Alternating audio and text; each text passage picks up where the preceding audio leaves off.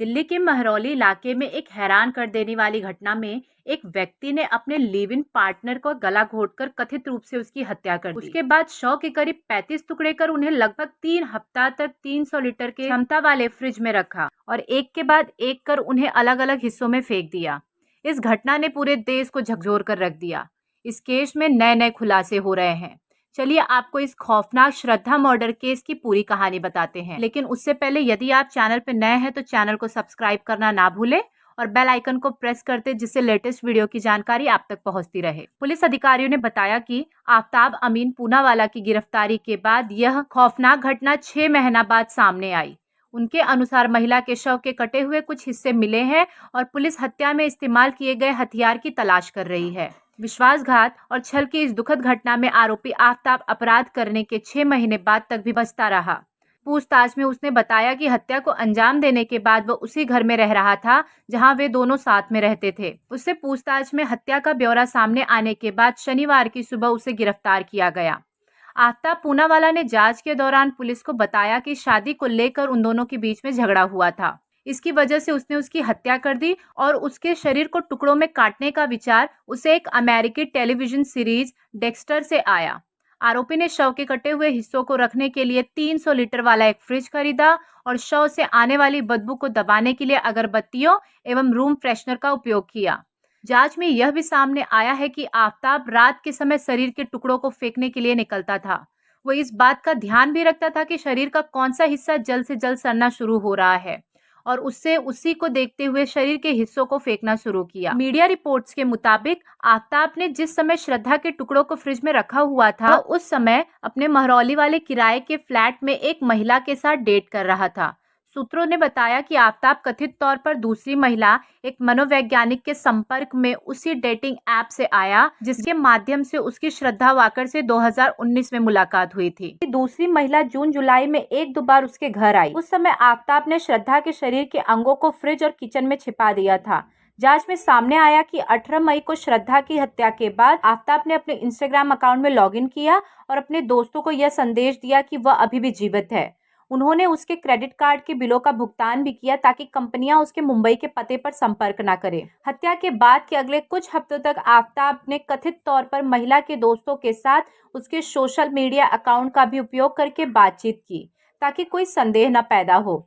श्रद्धा अपने परिवार से बातचीत नहीं करती थी क्योंकि उन्होंने उनके रिश्ते पर आपत्ति जताई थी।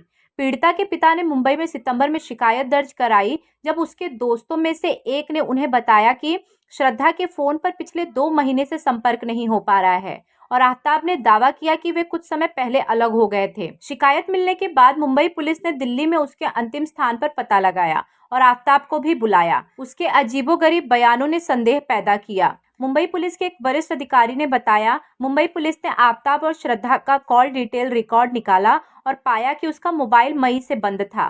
फिर हमने आफ्ताब को बुलाया और उससे पूछताछ की और उसका बयान भी दर्ज किया गया। 8 नवंबर को मुंबई पुलिस ने महरौली थाने में श्रद्धा के लापता होने की सूचना दी थी। जांच के दौरान आफ्ताब के आवास पर छापेमारी की गई और उसे हिरासत में ले लिया गया। पुलिस के अनुसार आरोपी को 5 दिनों के लिए हिरासत में लिया गया और मामले की जांच की जा रही है। रहस्यों की तहकीकात में पुलिस ने आफ्ताब का पॉलीग्राफ टेस्ट और नार्को टेस्ट तक करवाया था। केस से जुड़े कई गवाहों को ढूंढ उनके बयानों को दर्ज कर छानबीन के बाद पुलिस ने जो चार्जशीट तैयार की है उसे सुनकर कोई भी सन्न हो जाएगा। 6,629 पन्नों की चार्जशीट में श्रद्धा के कत्ल के आरोपी आफ्ताब के खूनी खेल की पूरी कहानी दर्ज की गई है। चार्जशीट में 150 गवाहों के बयान भी दर्ज किए गए हैं। हत्यारे आफ्ताब के गुनाहों की जो कहानियां महाराष्ट्र से लेकर दिल्ली तक फैली हुई थी वो सब की सब दिल्ली पुलिस की चार्जशीट में दर्ज है। सूत्रों के मुताबिक दिल्ली पुलिस द्वारा दर्ज चार्जशीट में आफ्ताब के कबूलनामे में लिखा है कि उसने अपने लिव इन पार्टनर श्रद्धा के 35 टुकड़े करने के बाद उन टुकड़ों को बेहद शातिराना ढंग से ठिकाने लगाया था। पुलिस की पूछताछ के दौरान हत्यारे आफ्ताब ने सारे राज खोलते हुए कहा कि हम दोनों के बीच झगड़े होते थे, इस कारण हमारा ब्रेकअप हो गया था। मैं उसकी झगड़ा करने और गाली देने की आदत से हमेशा से छुटकारा पाना चाहता था, इसलिए मैंने उसे हमेशा के लिए अपने रास्ते से हटाने का फैसला किया और उसको जान से मारने के लिए उसे फर्श पर गिरा लिया। उसके बाद मैंने उसकी छाती पर बैठकर अपने दोनों हाथों से कसकर उसका गला दबा दिया। मैंने श्रद्धा का गला तब तक दबाए रखा जब तक वो मर नहीं गई। आफ्ताब ने अपने कबूलनामे में बताया है कि मैंने श्रद्धा की डेड बॉडी को बाथरूम में छुपा दिया था। मैंने उसकी डेड बॉडी को डिस्पोज करने के लिए उसकी लाश के छोटे छोटे टुकड़े करके किसी बड़े ब्रीफकेस में डालकर कहीं फेंक आने की प्लानिंग की थी। उसी प्लानिंग के तहत मैंने छतरपुर पहाड़ी के 60 फुटा रोड से एक हार्डवेयर की दुकान से एक हैमर, एक आरी और उसकी 3 ब्लेड खरीदी थी। 20 मई 2022 को मैंने डेड बॉडी को काट कर डिस्पोज करने के लिए प्लानिंग के तहत मैंने मेहरौली मार्केट से लाल रंग का एक बड़ा ब्रीफकेस भी खरीदा था। प्लानिंग के तहत मैंने लाश के टुकड़ों को जंगल में अलग अलग जगह फेंका था। इतना ही नहीं, श्रद्धा की लाश के टुकड़ों को ठिकाने लगाने की मंशा से मैंने लाश के टुकड़ों को पेट्रोल से जलाया, कई को तो यूं ही सड़कों पर फेंक दिया था। आफ्ताब ने बताया कि मुझे डर था कि श्रद्धा के सिर और दोनों बाजुओं से उसकी पहचान हो सकती है, इसलिए मैंने लाश के वो तमाम टुकड़े अपने पास फ्रीजर में रखे हुए थे। वारदात के करीब 3-4 महीने बाद मैंने उसके सिर और चेहरे को ब्लो टॉर्च से डिसफिगर कर दिया था। उन टुकड़ों को भी मैंने छतरपुर एनक्लेव के जंगल में फेंक दिया था और उसके बाल और कपड़ों को 60 फुटा रोड के कोने पर रखे बड़े बड़े डस्टबिन में डाल दिया था। मैंने उन औजारों जिससे मैंने श्रद्धा के बॉडी पार्ट्स को काटा था, उनको रिकवर करवा सकता हूँ। आफ्ताब ने कहा कि मैंने श्रद्धा का मर्डर करके उसकी बॉडी को काटकर अलग अलग जगह पर फेंक कर मिटाए हैं। उसने कहा, मुझसे गलती हो गई, मुझे माफ किया जाए। दिल्ली पुलिस की चार्जशीट में आफ्ताब के गुनाहों का पूरा कच्चा चिट्ठा दर्ज है।